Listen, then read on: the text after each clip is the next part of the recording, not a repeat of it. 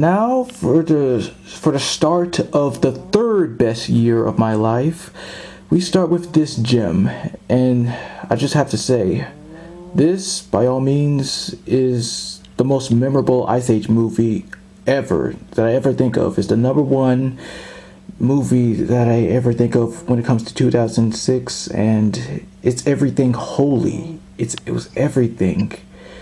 It all happened all the way back to my first house, and it was during the time when I moved to my second house, and it was really nice. Nice.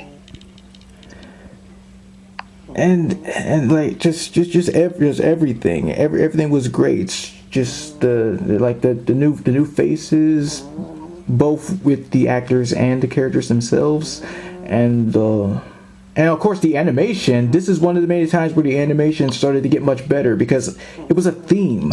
Like when you first start a movie, it might have it goes different, and then it just evolves over time. And I will agree that many people find the first Ice Age movie, its animation for it to be kind of a little bit ugly-ish, and I agree because it's actually better now.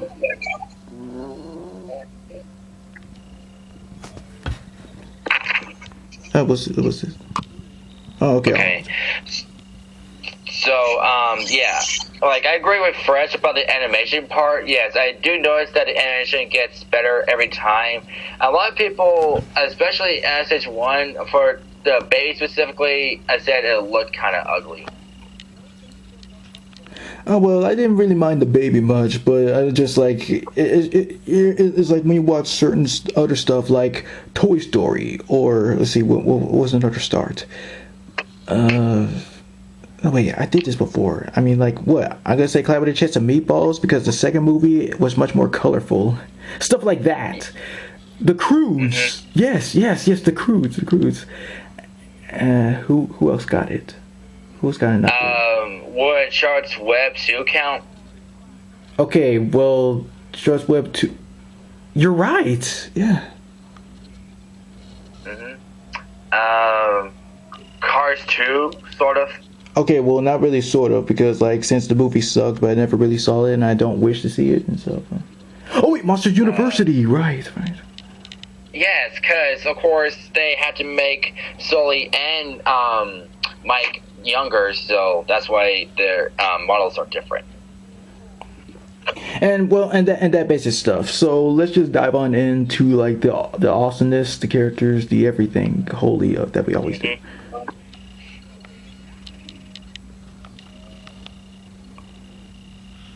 No? Oh, alright then. Well, yeah, it just always yeah, it has much more, even much more emotion like the first one, which really did make me tear up. But this one is much more gentle-ish with, let's see, Manny finding his purpose, on finding like where has his life gone with his family, needed to find somebody new to be parts, and Sid thinking that he needs to be treated with more respect, and Ellie need to coming out of her zone about how she was raised to be a possum despite the fact that she is a mammoth. She just need to get her brains together. Well, yeah, even though I didn't follow my opinion earlier, yeah, Ice Age 2. I mean, yeah, I did agree with they just said with the animation. You know, it's kind of like what they did with cartoon shows back in the day. Like with the Powerpuff Girls. Like, you saw their animation earlier, and then look at them now. Shit, it looked good now. Yeah, like, of course, it started off in the 90s, and then, like, in mid-2000s, it started to get cleaner. And then we got the 2016 reboot. Okay, well, that's not really the point, but kind of a little bit like off topic. Like we know that the 2016 one sucked, but it was mainly about like just. But as I was saying, right, yeah, with this movie in particular, yeah, introducing new characters, you know, returning characters from the last movie was a really interesting plot. You know, as Fresh said, like, you know, Manny just, you know, yeah, with Manny and Ellie's like relationship at the time, it was kind of like here and there. I was like, yeah, it was a little bit. It was like, That was pretty cool. All right, I give the talking stick to Fresh. Okay, about what you said, and they did say to themselves that she did overreact about, well, trying to save the species, almost kind of like what Rio was trying to go for years later. But you just really need to come to your terms that you need to find out who you really are. And that part about Manny saying that you can't really be two things, but it could be in the real world, you actually can be much more. It could be more than, but it's all about identity mainly. Especially when Zed said, well, tell that to the turtle dove, the Bullfrog, and Chicken Hawk. Thank you, Chicken Hawk.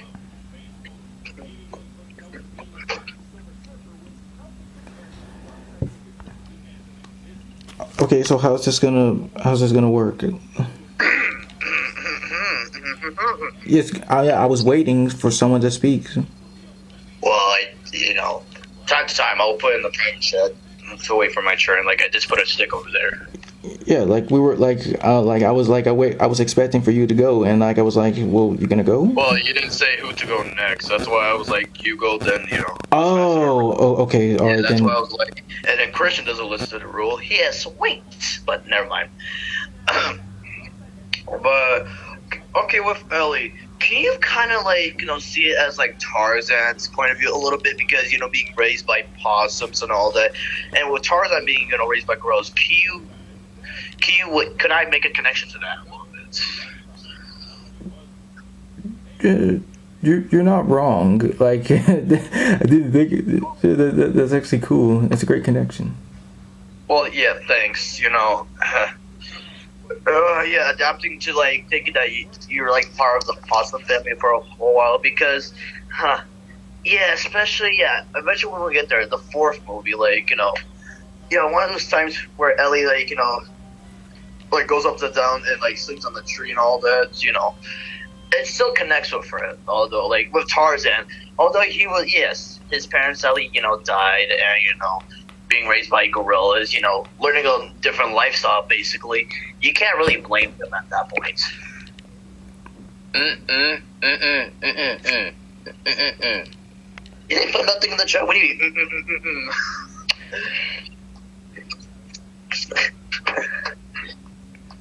You put the potato. Go. I put the broom in. Put the broom in. I wish they had a stick emoji. That's not gonna be. You could have used a mic, because that could also be referred to as, I don't know, maybe a stick. Sure. I mean, I do have to explain this rule to the others eventually later, because last night, I gave both Mastermind and Bobby the rules. All right then. Let's just see how this goes.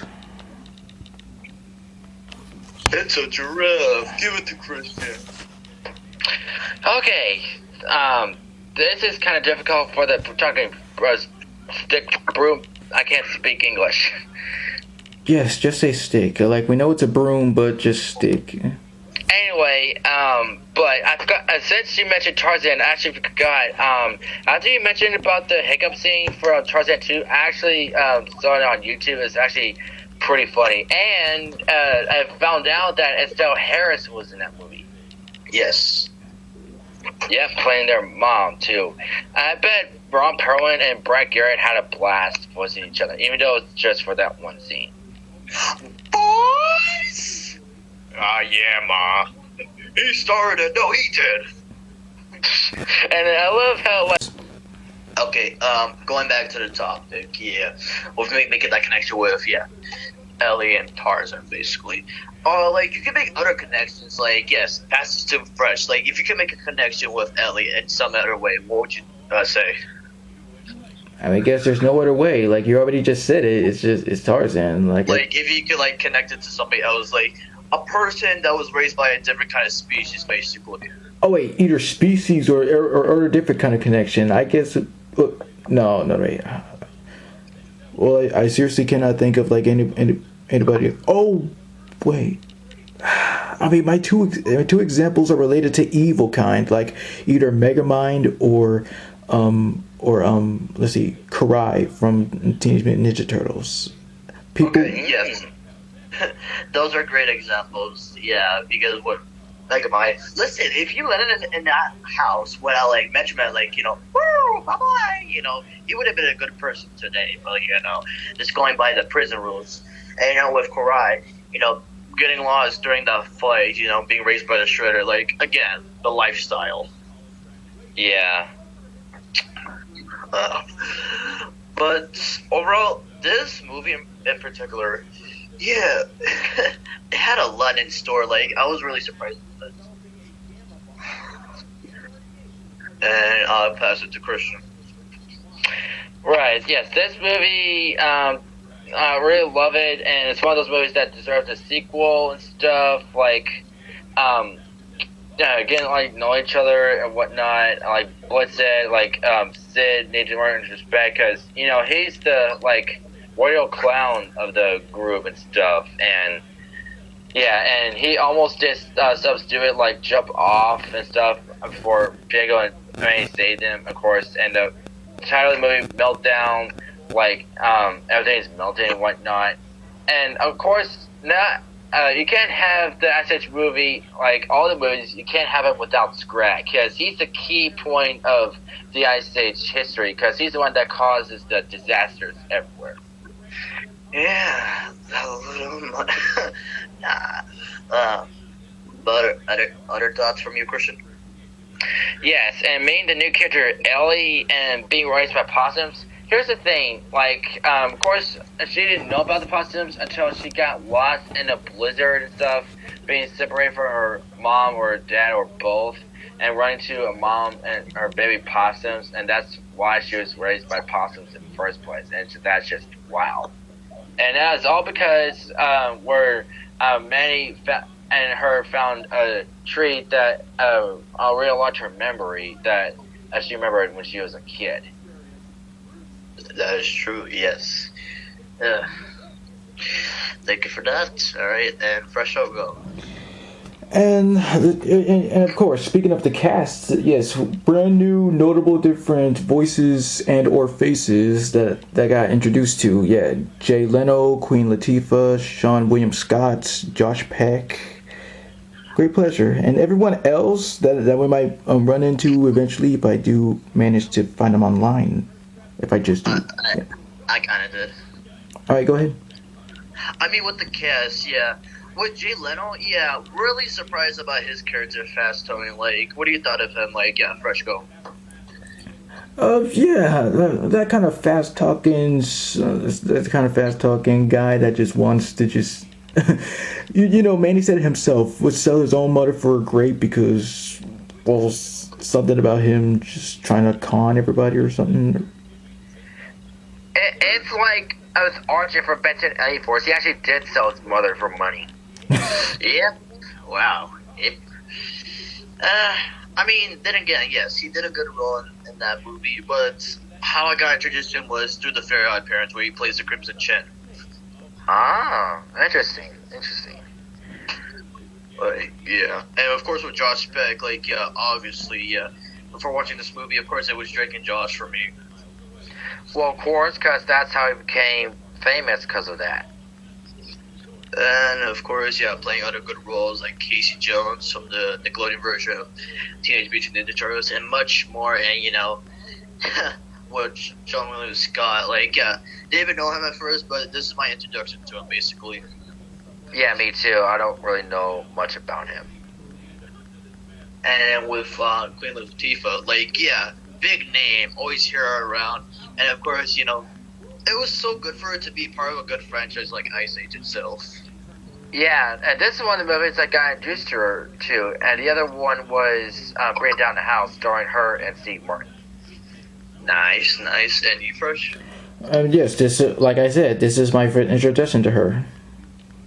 Okay, got you. And let's see here, like, anybody else that were... Oh, of course, like, Debbie Derryberry was in this cast. Right, of course, she has been doing notable voices, basically. It's not really a main character, it's just notable voices. Well, Well, look. yeah, oh, go ahead. No. You go. Like, settle it out. Let's see what you have in store first. I was like, yeah, like she's one of those few actors to do additional voices. Like, yes, basically with Pixar. But another notable voice, like, yeah, actor-wise, yes, Will Arnett as that Vulture dude. Mm-hmm. Don't really have a name for him. It's just a random vulture. It's what? No, that his name is supposed to be like Lone Gunslinger or something like that.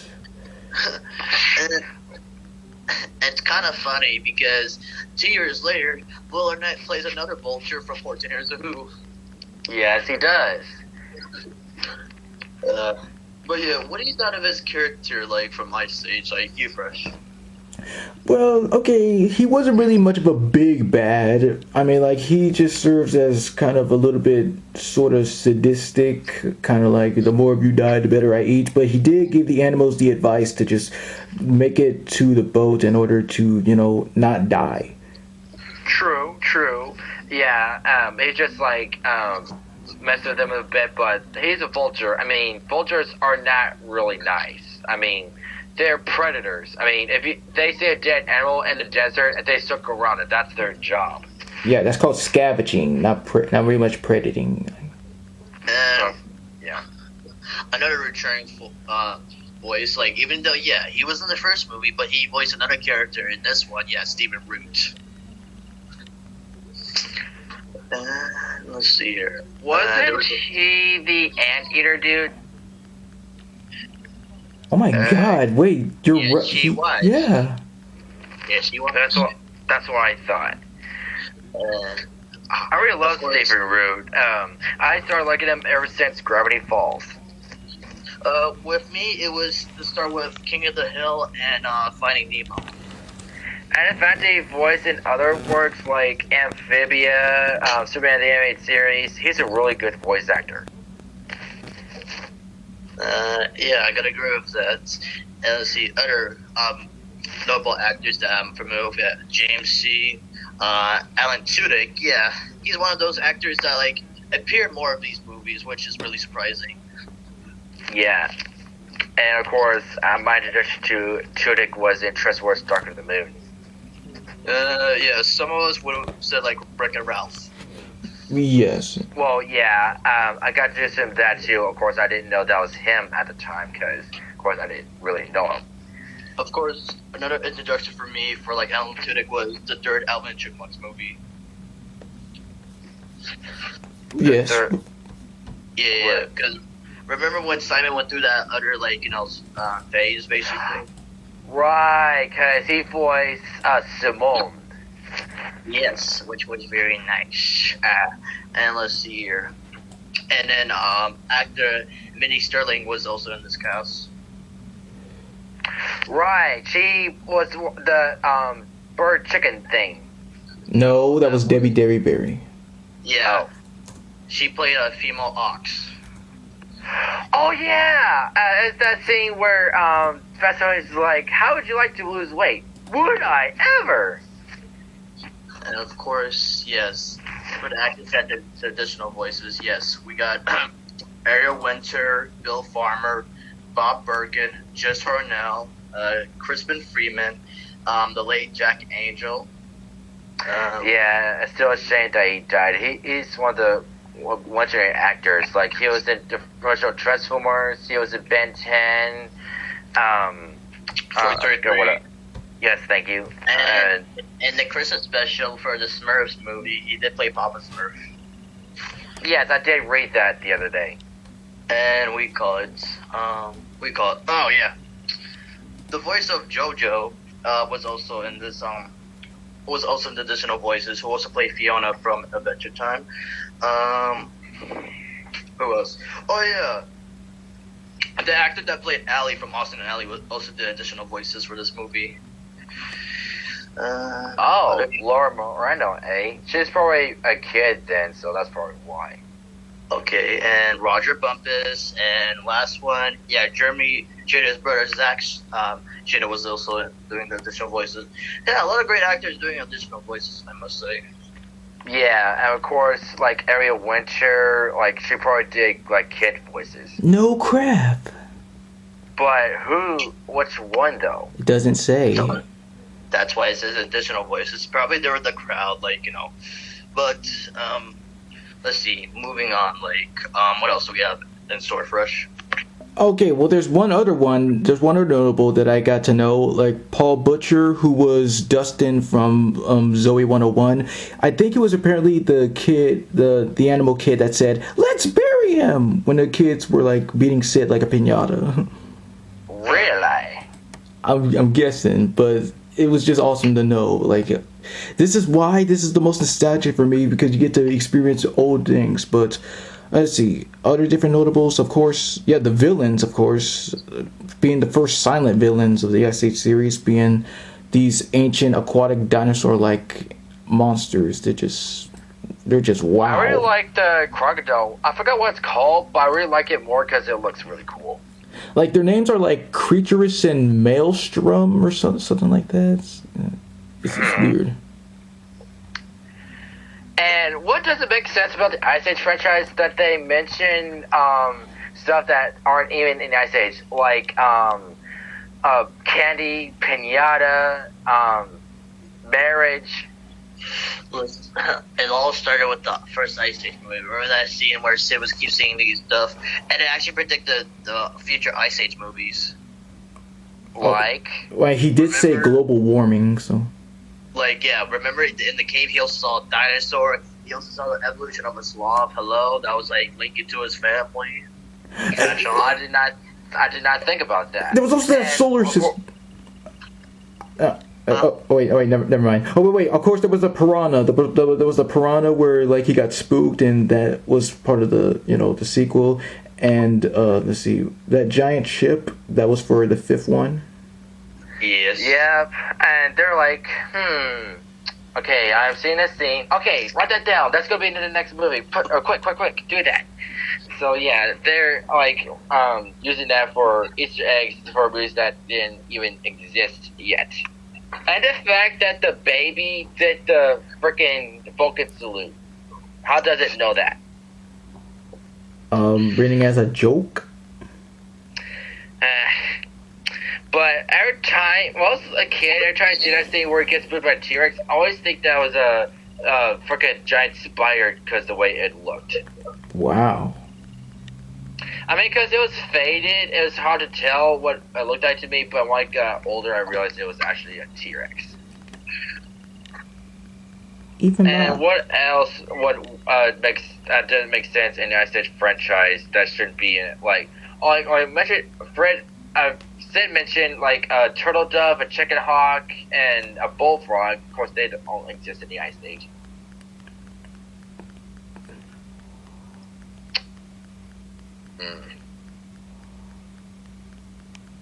All of it, or do you have more? Oh, there's more.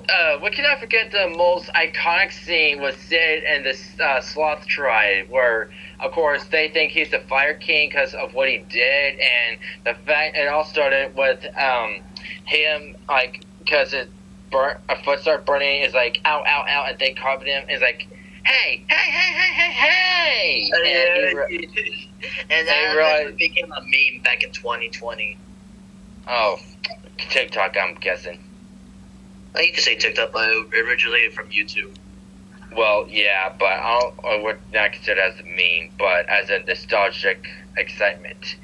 And of course, that always gives me chills when it plays through, especially the ending part where where they start chanting and I start clapping and foot stomping. Oh, I never get tired of that scene. And another iconic scene is where Scrat faces the piranhas, where one of them aids his hand, and he's like, oh, that's it. It's like, oh, and starts kicking arses everywhere until, of course, a vulture grabs it.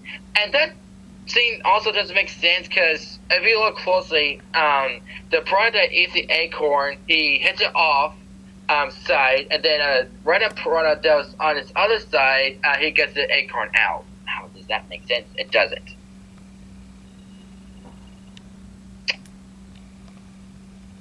Alright, Fast and the Stick to first. What's up? Yes, all the things that I do remember seeing, of course, that being one of the parts that I do remember. And for me, from my side, one of the most catchiest parts was when the vultures were singing "Food, Glorious Food." You actually did find that catchy? It was awesome. Okay. Food, glorious food, said, why, it's catchy. And before that, remember he was like singing different songs based on the extension of the mammoth. Like, what were they? Okay, it was, of course, If You're Happy and You Know It, and let's see, this one like goes, "Stop, hey, what's that sound? Everybody knows what's going down." Like I heard that from Forrest Gump. Oh, really? Yeah. Interesting. And I don't know what the first one that he sang, but another awesome thing about Food Glorious Food was eventually later on when I saw the very first trailer for how Cloud with a Chance of Meatballs, I heard that song. The song is in it. Wait, it actually played that? Yeah. It's an actual song? I thought they made it up. Yeah, it's from some musical, from the musical film called Oliver. Oh. Huh. Well, now I learned something. Thank you. Yes, good job. Huh. It'd be actual Blitz. What? Why'd you mute me? Oh no, I did this.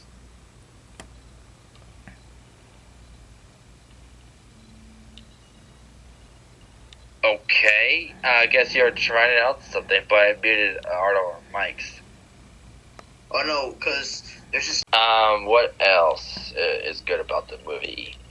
Oh, let's not forget the end of the movie where, of course, when the dam breaks, you see millions of mammoths come in. Like, of course, they thought they were the last mammoths, but as it turns out, those mammoths are right there. I'm guessing because of the dam, they couldn't get through. Yeah, that's just pretty good plot twist right there. Maybe if that's what they were going for, see. I don't know, but it's just awesome that there's just more mammoths to come stuff. And of course, the scene where Scrat was in the middle of that, we all thought he died and went to heaven, and it turns out that he didn't, and he got saved from Sid.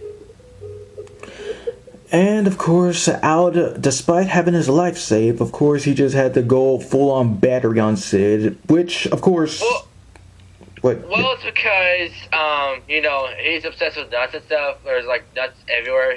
He's literally in heaven. Of course, he's about to get taken away, of course, by they give him CPR.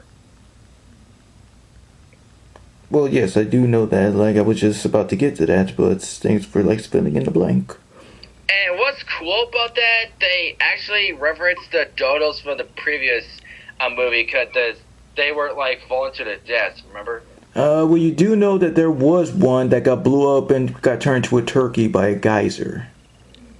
Right, yeah. So they might be, like, one of those that, of course, yeah. But it's still cool that they added that reference. And the fact that they also added them in the mini game you can play in the special features of Ice Age 2, where you can compete against the dodos with the sloths. Oh yeah, the DVD. We'll get into that as soon as we can. But Blitz, from your side. Jump something. Well, yeah, I agree with all of you. What you just said, like, as I said before, Ice Age 2, like, being one of the best, but nothing could beat the fourth movie, especially. That's in my opinion. Yeah, we'll get to that in the future. Yeah, so that's it for me.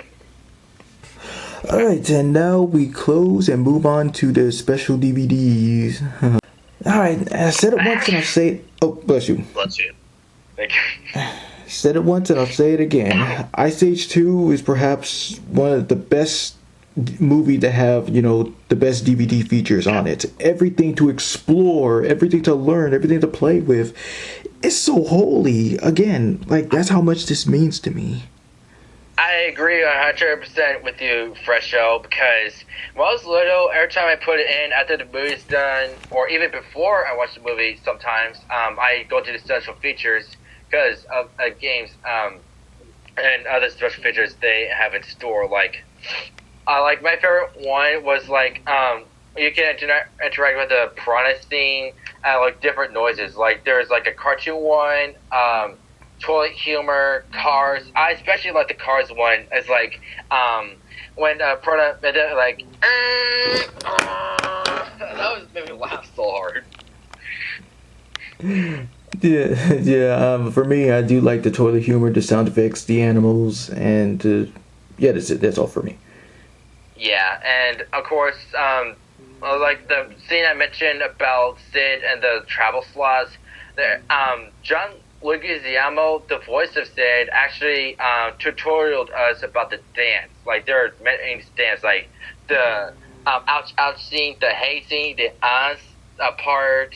There's also the ooh, and he's called them certain names. I forgot what they were called. And what was your favorite part of the dance, though?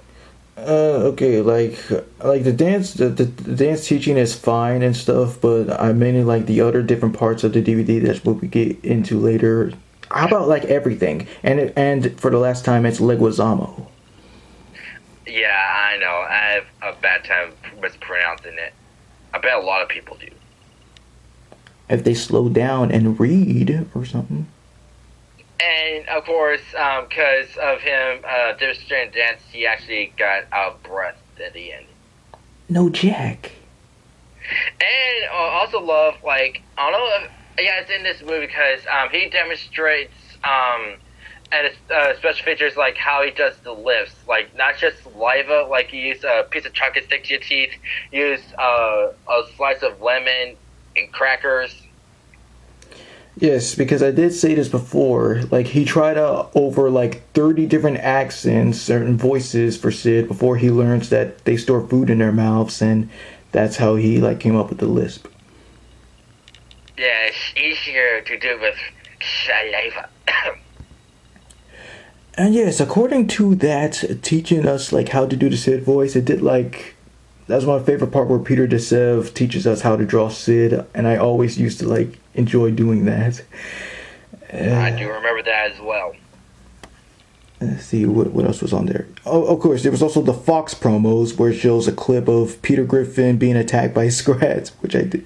Oh yeah, and the fact that was actually in Family Guy too. And then there was Sid hosting like Fox Animation Domination. I used to comment on every single one of them, and they were all right. Yeah, and the fact that Sid was talking about different stuff on Fox is sitting in his chair. I was like, wow, I can't believe like he's like doing that. Let's see what else. What I do like most is how they bring it to life. Like the animation. First, they start with a storyboard, and then the layout animation, then the computer animation, and then the final edition. And there you go. Like you could watch it on like how many screens you wanted, either just one or two or the whole thing. Another thing, like there's like a quiz thing, like ask you like questions about the movie, like so and so, and if you get it right, like you get a good scene. If you get it wrong, you get a bad scene. Like for example, a bad scene is the look of the vulture, and a good scene is the many mess like blowing out their trunks. Yes, I do remember that one too. Mm-hmm. And there's this like personality type of thing, like which character are you? You pick like certain parts, like which is your favorite scene or whatever, and you're like you're this character and stuff. So yeah, I really did enjoy that. And there was also the memory game for the eventual video game of the movie as well, where you have to find out the matching parts to put it all together.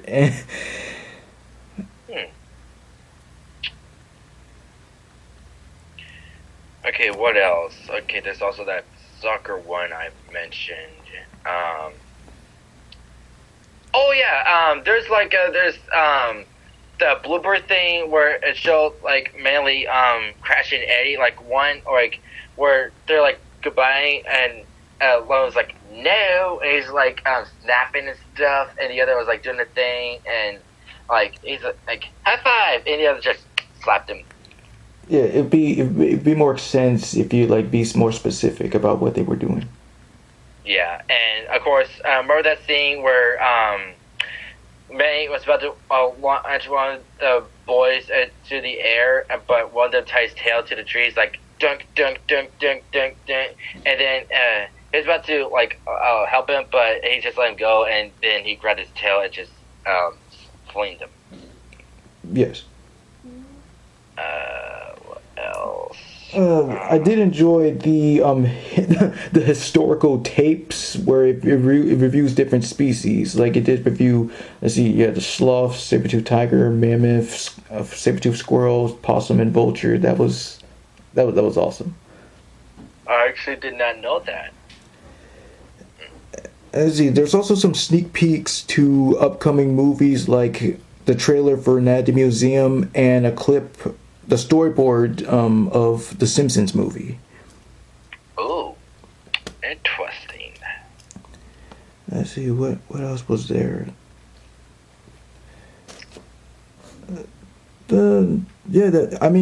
Everything. Oh, there was also a second DVD along with it too. It featured more of the behind the scenes of Ice Age 2, and also a music video to the song Real Love.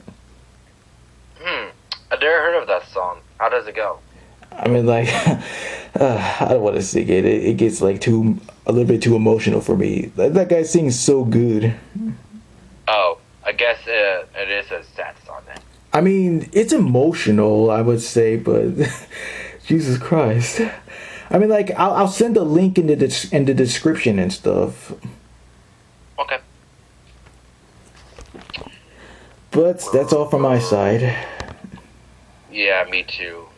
That is until Blitz comes back. Yep. Oh, okay. Because I didn't want to disturb the whole time because I was on Instagram and I was watching this video about Shaq. Where did I? Yes, he was talking about how a few years ago his mother wanted him to meet his biological father, but he was like in his 40s at the time. He already had 6 children, and he it just felt kind of hard for him at the time. But he did this, shucking it off, and met his like real father, and voila, you're here tonight, aren't you? Wow, so he never met his father. I mean, you know these stories. I mean, it's kind of like with Obama. Like, his father left him when he was a baby. Oh. Oh, I did not know that. And learning that, yeah, his father was black and his mother was actually white. Oh. No way. I did not see that coming. And those General Allstate insurance commercials he does, one of them involves like a game show thing. It shows a woman playing his mother. Of course, I thought it was his actual mother, but finding out that his mom was actually white, that is a shocking blow-minded right there. Huh. Whoa. I don't know what else to say about that. Even though on Instagram, I did find this out, like one of the Harry Potter movies, like one of the stunt doubles that was posted for Harry Potter, he went a terrible accident, like a explosion happened that made him break his leg and neck, and it was like 13 years of paralyzation. Damn. Yeah. Man, stunt doubles have like I can't catch no breaks, man. Yeah, so apparently he wasn't in the second movie because I don't know what he'd be saying. Like, yeah, that was his character Thomas from the first movie. Oh, well, I actually didn't know he was in that movie too, but I do, because I was like, I wonder how come the other characters didn't reappear, like, that you showed me, and remember that Bucktooth dude that was with, Radcliffe? Yes. Yeah, so I don't know why he didn't reappear, and I was like, I didn't expect Radcliffe to reappear. Of course, like they had to do that because reasons, and the fact that King believed it, like he's like being betrayed, and the fact they supposedly killed John Smith. As like, I was like thinking, like, I mean, I'm pretty sure he'll appear later on. Because there's usually instances where they like come back and like supposedly dead. It's like, I knew it. I called it. I knew it. I knew it. So yeah, I'm glad Radcliffe finally got defeated. And the fact that Pocahontas has a new boyfriend. Also, what do you think of that guy replacing John Smith? It's been a while, but differences are like can't really say from there. Okay. Okay. Alright, found it, and now I'm listening to Instagram.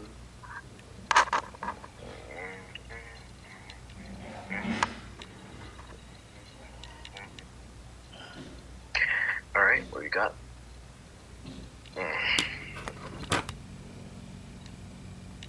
Yeah, that's young Barack Obama with his mother. Oh. Yeah, I could definitely tell that's Barack Obama. And the woman reminds me of someone. She kind of reminds me of Anna Kendrick for a little bit. A little bit. That's what I was thinking in my mind. Teenage Mutant Ninja Turtles. Teenage Mutant Ninja Turtles. Teenage Mutant Ninja Turtles. Turtles in a half shell. Turtle power. Heroes in a half shell. Wait, what did I say? Turtles in a half shell, dingus.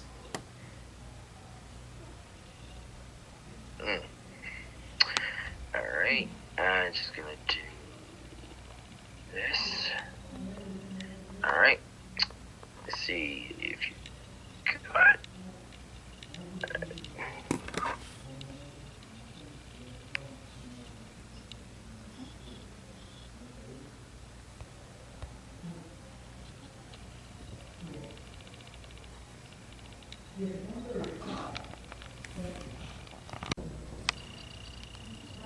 Well, yeah, it's on. For me, yeah, one of the best. It's been a while, but 10 out of 10. 100, because it's just awesome. Hey, 107, yeah. Okay. 107 facts. What are you scared of 7 now, Fresh? Like Jeffy, he's scared of 7. Scared. 7, 8, 9. Okay, like how would I be scared if I'm praising it if it's good? Because 7, 8, 9. I just said that, dude. I'm more funnier.